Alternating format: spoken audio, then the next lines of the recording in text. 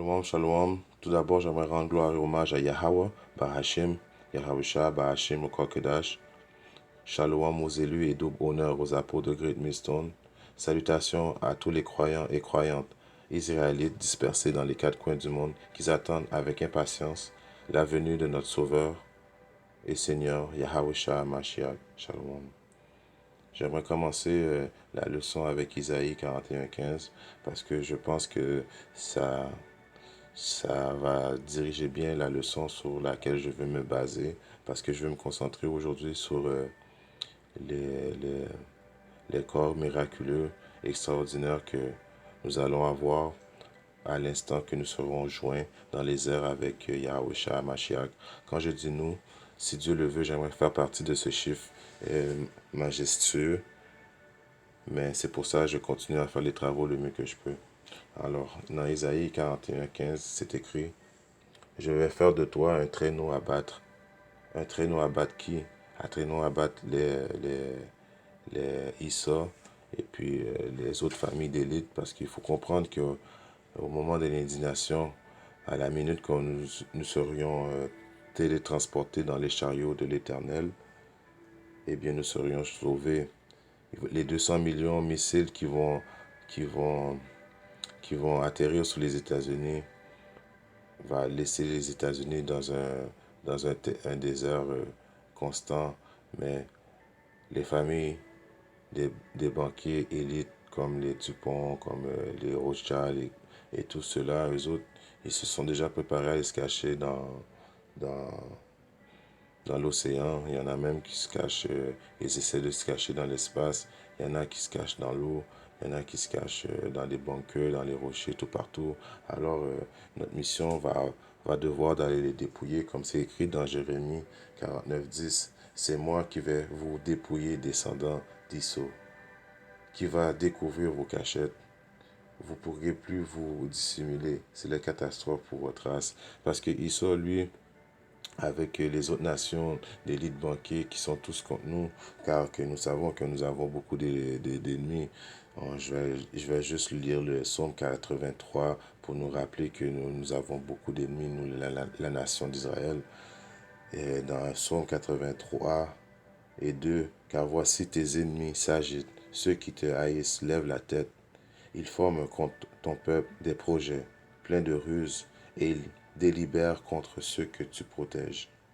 Venez, disent-ils, exterminez-les du milieu des nations et qu'on ne se souvienne plus du nom d'Israël.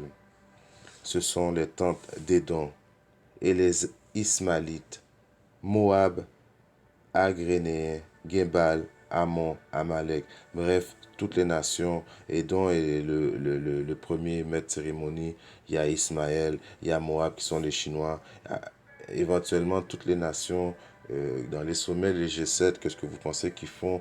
En général, ils complotent contre le peuple d'Israël, tout le temps en train de penser à des idées pour nous détruire, tout le temps, comme présentement, nous allons commencer les périodes les troupes de Jacob.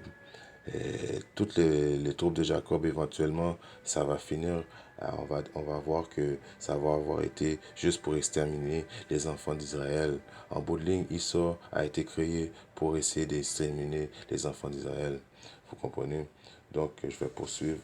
C'est pour ça, dans Ézéchiel 36:6, l'Éternel nous dit, il faut prophétiser. C'est pourquoi prophétiser sur le pays d'Israël. Dites aux montagnes et aux collines, les montagnes qui représentent les gens, ainsi par le Seigneur, que on va les dépouiller, même si ils vont se cacher dans l'eau, dans, dans n'importe où. On va les dépouiller. Quand je dis nous, vous comprenez encore une fois, si Dieu le veut, j'aimerais faire partie de ce chiffre, mais éventuellement, les élus et le tabernacle de David, qui est les prophètes qui prophétisent présentement, éventuellement leurs cadeaux vont devoir aller les pourchasser et détruire la maison d'Israël et les mettre en esclavage, comme les Saintes Écritures ont écrit. Je continue. Dans Jérémie 16:16, je vais envoyer de nombreux pécheurs, dit le Seigneur, pour les capturer. puis de nombreux chasseurs pour les traquer, partout sur les montagnes, les collines et jusque dans les fentes des rochers.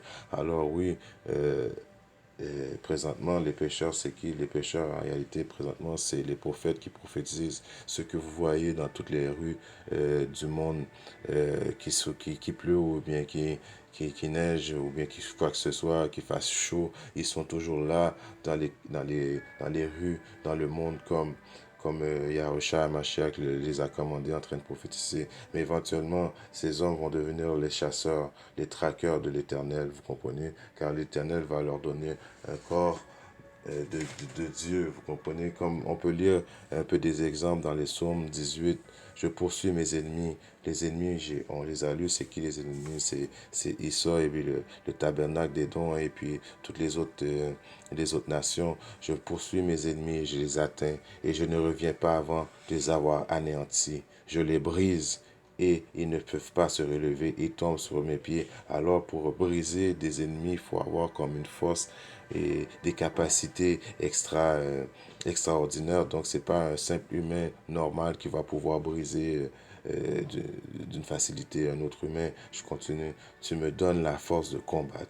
Tu fais plier mes agresseurs, les voici à mes pieds. Devant moi, tu mets en fuite mes ennemis. Je peux réduire à rien mes adversaires. Donc, à rien, c'est comme dans les films et les super-héros. À rien, là, comme Superman, il peut juste souffler sur eux autres et puis, bon, boum, les ennemis tombent. Ou bien il peut décider de prendre Superman peut décider de prendre ses yeux et puis envoyer des lasers. Alors, toutes ces affaires-là, on va être capable de le faire. On va être à l'image de Yahusha Mashiach. On va être à l'image des dieux. Vous comprenez? Donc, toutes ces affaires-là vont être possibles. Je continue. Ils ont beau crier, ça c'est Psaume 18, 42. Ils ont beau crier au secours, personne ne leur vient en aide. Ils s'adressent au Seigneur, Yahweh Bashim Yahushua, mais il ne leur répond pas. Ben oui, parce que même ils vont essayer de demander de l'aide tout d'un coup à notre Créateur. Notre Créateur va rire d'eux, là, comme c'est quoi, là?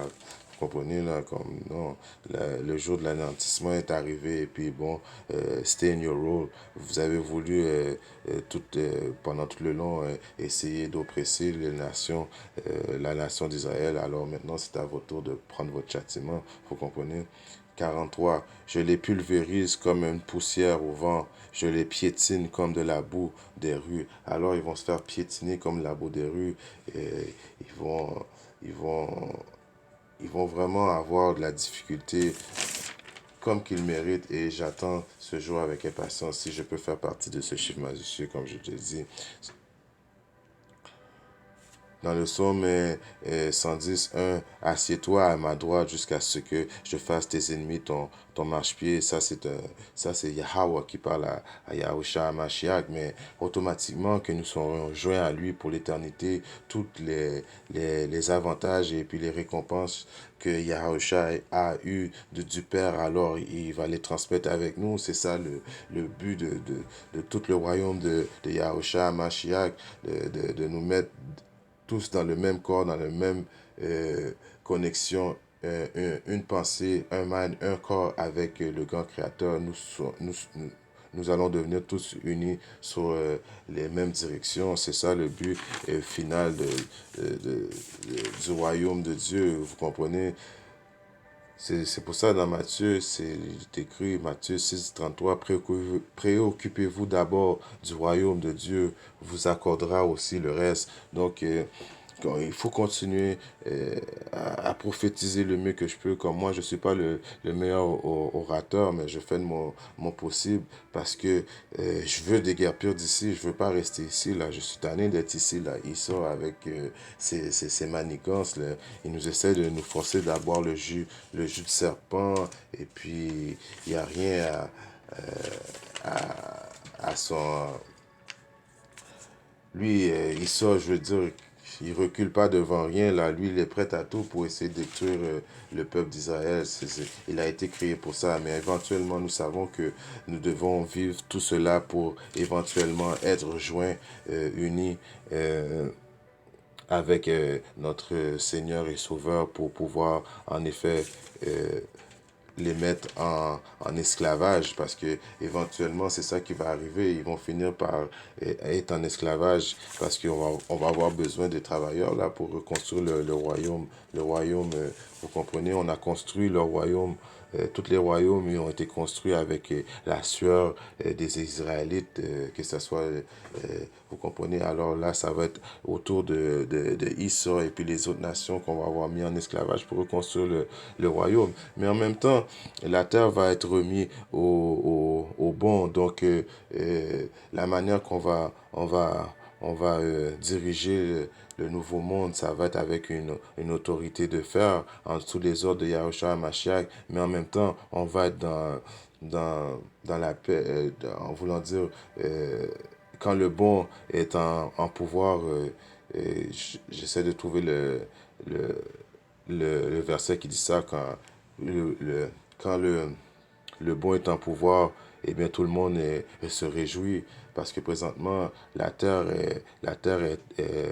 ne va pas bien à cause que la terre est entre les mains des méchants. Alors la terre souffre, on mange mal, toutes les affaires ils vont pas bien à cause que c'est le méchant qui dirige la terre, vous comprenez? Mais quand que les justes vont reprendre le contrôle, éventuellement le balancement va se faire.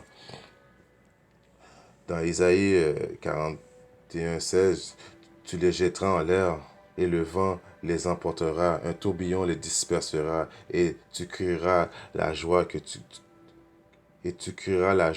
que te cause le Seigneur. Tu te féliciteras de l'unique vrai Dieu, le Dieu d'Israël. Alors c'est ça, on va se féliciter cette journée-là, on va être content, on va être comme Yahweh Ba'ashim Yahusha, Yahweh Ba'ashim Yahusha. On va crier de joie. En tout cas, je voulais juste faire un petit encouragement sur de continuer le, les travaux de l'Éternel et puis que les récompenses s'en viennent bientôt. Et j'espère que cela, ça vous a éclairé un peu. Shalom.